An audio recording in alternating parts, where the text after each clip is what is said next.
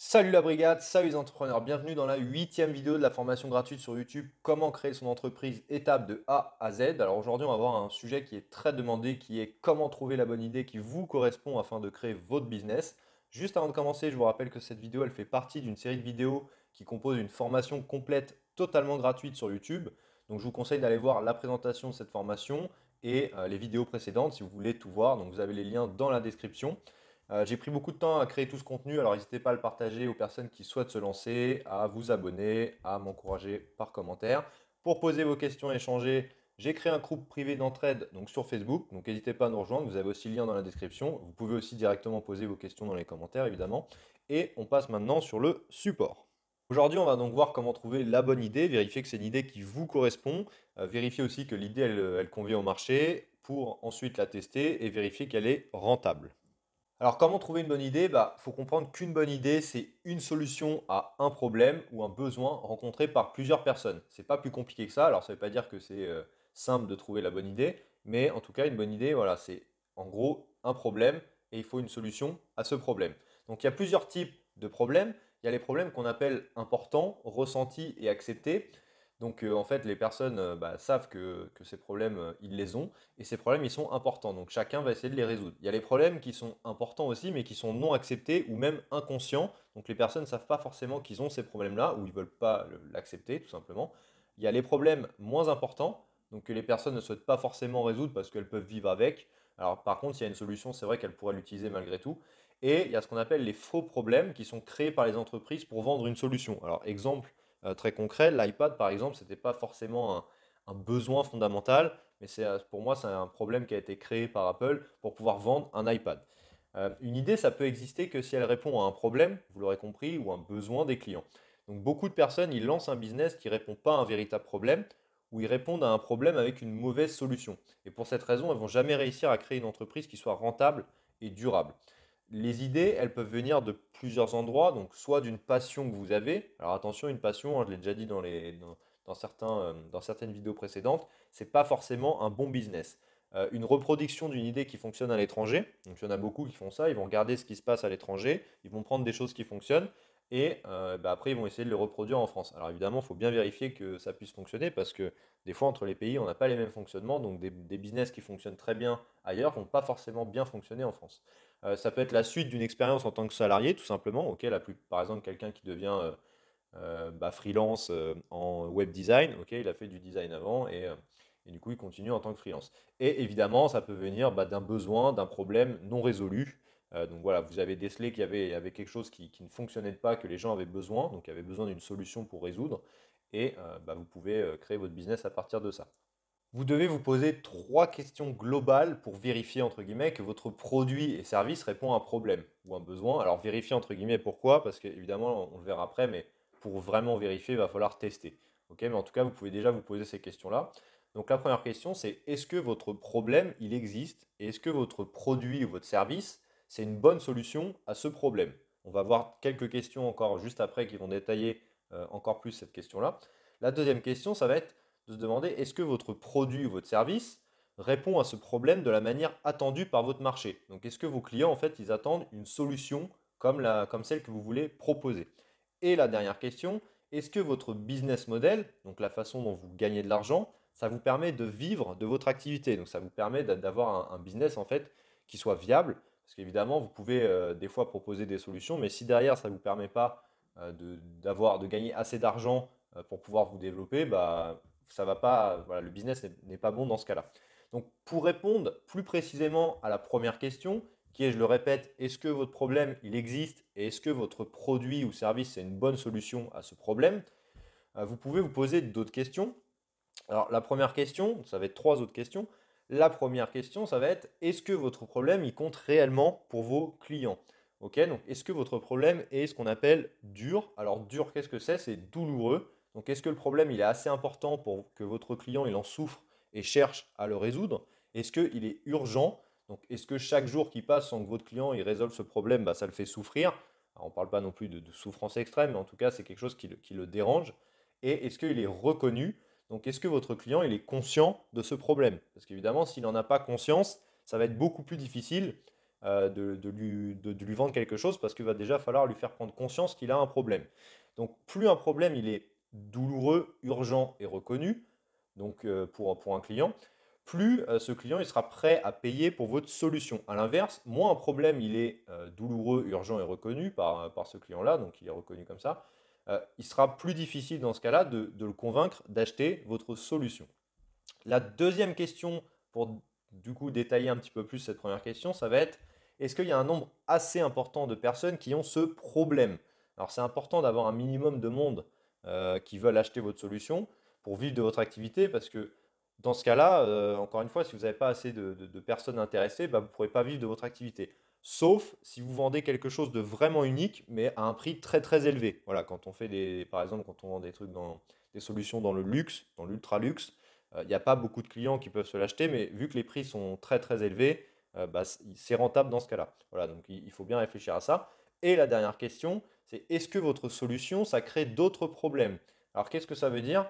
C'est-à-dire que quand vous apportez une solution, si celle-ci elle apporte des problèmes secondaires au consommateur, bah, ce n'est pas forcément une bonne solution. Exemple, votre solution elle répond à un besoin, mais le prix il est tellement cher que c'est perçu comme un nouveau problème. Voilà, donc il y a des gens qui en fait ne sont, enfin c'est un nouveau problème parce qu'ils ne sont pas prêts à payer aussi cher. Et donc bah, même si la solution paraît bonne, ça leur paraît trop cher pour y répondre. Vous l'avez compris, plus un problème est difficile à résoudre, plus vous aurez des clients qui sont prêts à payer cher votre solution si celle-ci évidemment résout correctement le problème.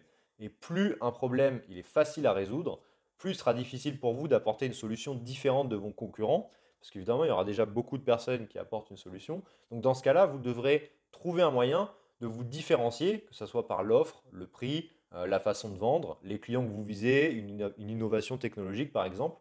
Et bien sûr, bah, les clients voudront payer en général moins cher pour une offre équivalente. Alors, est-ce que c'est une bonne idée pour vous? Il ne faut surtout pas oublier de vous poser cette question parce que vous devez penser à la vie que vous souhaitez mener et voir si votre business il correspond à vos envies. Alors, un exemple très concret, si vous souhaitez ouvrir un restaurant par exemple, bah, si vous n'êtes pas prêt à travailler tard tous les soirs, ça va forcément poser problème. Ou sinon, vous faites un restaurant qui est dans une zone où il y a des entreprises où le besoin en restauration il est surtout le midi. Donc, être entrepreneur, c'est aussi construire un projet qui correspond à la vie que vous souhaitez avoir. Évidemment, vous devez croire en votre projet et c'est pour cette raison qu'il doit aussi vous correspondre.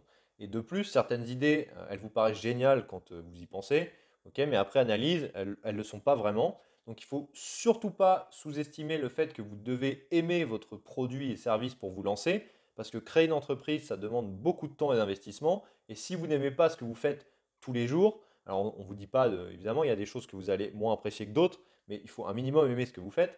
Et bah, si vous aimez pas un minimum ce que vous faites, ça risque de devenir difficile avec le temps. Il faut également faire le point sur votre représentation du métier de chef d'entreprise. Donc, est-ce que ça correspond à ce que vous voulez être? Quelles sont vos valeurs et vos envies par rapport à cette création d'entreprise? Votre expérience professionnelle? Quelles sont vos contraintes, qu'elles soient financières, personnelles, familiales? Ok, alors n'hésitez pas à regarder la vidéo précédente que j'ai faite sur l'association donc pour trouver le bon associé parce que ça aborde plus en détail les différents points. Parce qu'en fait, il faut bien comprendre que tous les business, aussi bons soient-ils, hein, ne sont pas faits pour tous les entrepreneurs. Pour vérifier qu'une idée vous correspond, vous pouvez faire ce qu'on appelle le smell test. Alors ce test, il permet déjà de vérifier qu'une idée vous correspond, mais ça permet aussi de faire le tri si vous avez plusieurs idées, ce qui est souvent le cas, et d'évaluer le potentiel de chacune très rapidement. Donc avec ce test, vous allez classer vos idées de la plus cohérente à la moins cohérente à l'aide de 5 points clés qu'on va détailler juste après. Et pour chaque projet, en fait, vous allez mettre une note de 1 à 10, alors 1 étant mauvais et 10 étant très bon, sur chacun des points clés. Donc je vous conseille de le faire sous forme de tableau pour que ça soit beaucoup plus simple. Je vous montre un exemple encore une fois juste après. Pour information, l'attribution des notes, elle se fait selon votre intuition, ok, mais c'est pas du tout une étude ou une analyse avancée, c'est vraiment vous, au premier abord, qu'est-ce que vous pensez? Donc c'est voilà, c'est lié à votre intuition, à votre ressenti et à ce que vous pensez. Donc l'exemple du tableau, donc vous voyez qu'à gauche, on met les différents critères. Donc on va détailler les questions qu'il faut se poser après, mais le premier critère, ça va être le frein au paiement. Le deuxième, la cohérence homme-projet, la durabilité du projet, la difficulté à valider le projet et vos avantages. Et donc quand vous aurez mis des notes entre 1 et 10, donc pour chaque idée, à chaque fois, vous allez remplir et mettre une note entre 1 et 10, vous ferez la moyenne sur 10. Voilà. Donc vous pouvez faire ce type de tableau. C'est beaucoup plus simple et ça vous donne une vision globale du résultat à la fin. Si on détaille les critères, donc le premier critère, c'est le frein au paiement. Là, il va falloir vous demander, est-ce que vous pensez que l'utilisateur, il peut payer beaucoup et facilement pour ne plus avoir le problème que vous résolvez? Le deuxième critère, la cohérence homme-projet, il va falloir vous demander, est-ce que le projet, il est bon pour vous? Donc ça, c'est plutôt le côté personnel. Est-ce que c'est un domaine qui vous intéresse? Est-ce que vous avez les capacités pour le réaliser? Et avez-vous des connaissances et des relations pour le réaliser également? Donc toutes ces questions-là, très importantes, parce que, bah, encore une fois, il faut que le projet soit cohérent avec votre projet de vie et votre façon de travailler et ce que vous aimez dans la vie. Troisième critère, la durabilité du projet. Est-ce que votre projet il est viable sur le moyen et long terme? Alors pourquoi? Parce qu'il y a certains projets qui sont rentables à très court terme. Donc en fait, c'est un peu un projet, ce qu'on appelle one shot. Là, on fait une seule fois et après, c'est terminé. Alors, si c'est un projet qui est sur le court terme, du coup, qui est un projet one shot, est-ce que c'est intéressant de le faire? Pourquoi pas, hein, ça ne veut pas dire qu'il ne faut pas le faire. Voilà, c'est juste qu'il faut se dire, bah, je le fais une fois et puis je gagne de l'argent une fois et puis voilà. Et par contre, si c'est un projet plus sur le moyen et long terme, bah, dans ce cas-là, à quoi ressemblerait ce projet s'il fonctionnait? Quatrième critère, la difficulté à valider le projet. Alors, est-ce que vous pouvez immédiatement réfléchir à des étapes pour valider votre projet? Et est-ce que votre projet il demande beaucoup de moyens pour être testé? Alors, on en reparlera juste après pour tout ce qui est test, mais encore une fois, là, on va utiliser l'effectuation et le Lean Startup. Donc, c'est des vidéos que j'ai fait précédemment. J'en reparlerai juste après. Et le cinquième critère, vos avantages. Quels sont vos avantages que vous avez par rapport à vos concurrents pour lancer plus facilement et rapidement votre projet? Par exemple, vous pourriez avoir une grande expertise sur le sujet, vous pourriez avoir un réseau qui vous permet tout de suite bah, d'avoir des clients, d'avoir aussi une base de clients déjà constituée, ou encore une possibilité d'investir une forte somme d'argent. Voilà, et comme je disais tout à l'heure, une fois que vous avez mis des notes dans chaque projet, pour les 5 points clés, les 5 critères, n'oubliez pas de faire la moyenne des 5 points clés pour chaque projet, pour obtenir la note finale. Si vous avez en dessous de 6, bon, concrètement, ça n'a pas l'air d'être un projet qui est réellement pour vous. Si vous avez entre 6 et 8, l'idée, elle semble correcte et elle vous correspond à peu près. Alors à peu près dans le sens où c'est peut-être pas l'idée qui vous correspond le plus. Et au-dessus de 8, l'idée, elle semble la plus parfaite pour vous, parce que c'est une idée que vous maîtrisez, qui semble bien par rapport à ce que vous voulez dans votre vie, et bah, vous avez des avantages, et c'est plus simple de la tester. Est-ce que cette idée, elle convient au marché? Comment la tester? Et est-ce que c'est une idée qui est rentable? Alors, vous avez maintenant choisi l'idée qui vous convient le mieux grâce au smell test. Vous avez également fait plusieurs hypothèses forcément sur votre produit ou votre service. Bah, quels sont vos clients? Quel est le prix qu'ils vont acheter, par exemple?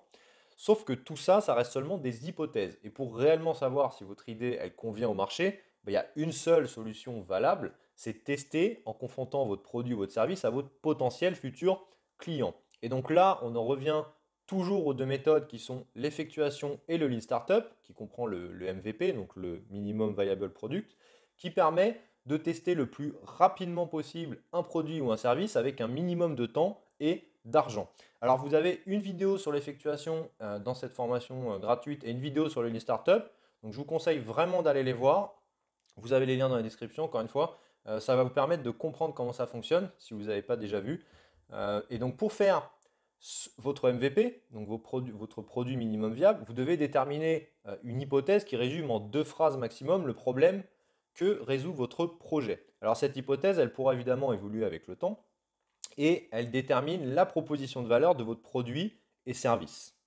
Comment faire? Bah, vous prenez la phrase d'exemple, je crois que votre cible va quelle action car raison de l'action. Donc, où la cible, bah, c'est qui ciblez-vous avec votre projet, donc qui va payer pour votre solution. Quelle action, ça va être que va faire votre cible avec votre produit ou votre service, donc comment elle va l'utiliser. Et la raison de l'action, bah, c'est pour quelle raison votre cible va utiliser votre produit ou votre service. Alors, un exemple très concret, si par exemple pour cible, je prends les boutiques, comme action, je vais mettre créer une application mobile qui permet de guider les clients vers les produits pertinents. Et la raison, c'est car beaucoup ne trouvent pas un vendeur et finissent par ne rien acheter, ce qui représente une perte de CA. Donc ça donnerait comme résultat final, les boutiques vont créer une application mobile qui permet de guider les clients vers les produits pertinents, car beaucoup ne trouvent pas de vendeur et finissent par ne rien acheter, ce qui représente une perte de CA. Et donc maintenant que j'ai déterminé ma proposition de valeur de mon produit ou mon service, donc avec cette phrase, en fait, je peux commencer à créer le produit, donc là dans ce cas-là une application, pour tester. Et donc ça, bah, je vais utiliser encore une fois l'effectuation et le Lean Startup pour tester le plus rapidement possible avec le moins de moyens possible. Donc il vous fera bien sûr réfléchir à beaucoup d'autres composantes de votre projet, hein, comme les coûts, les canaux de communication, les sources de revenus, la distribution. Mais alors ça, on verra toutes ces choses-là dans les prochaines vidéos avec le mix marketing et le business model Canvas. Donc, voici une première approche pour vous permettre de trouver une idée qui répond réellement à un problème et qui en plus vous correspond, ce qui est primordial, je pense que vous l'aurez compris. Dans la prochaine vidéo, on verra avec le mix marketing et le business model Canvas les moyens de poser concrètement les premières bases de votre projet pour réfléchir à ces différentes composantes. Si vous avez des questions, si vous voulez échanger avec moi, n'hésitez pas à laisser un commentaire. Et surtout, abonnez-vous et cliquez sur la petite cloche pour être alerté des prochaines sorties de vidéos. Rejoignez-nous également sur le groupe privé d'entraide sur Facebook pour échanger, le lien dans la description. Et je vous dis à bientôt pour la prochaine vidéo.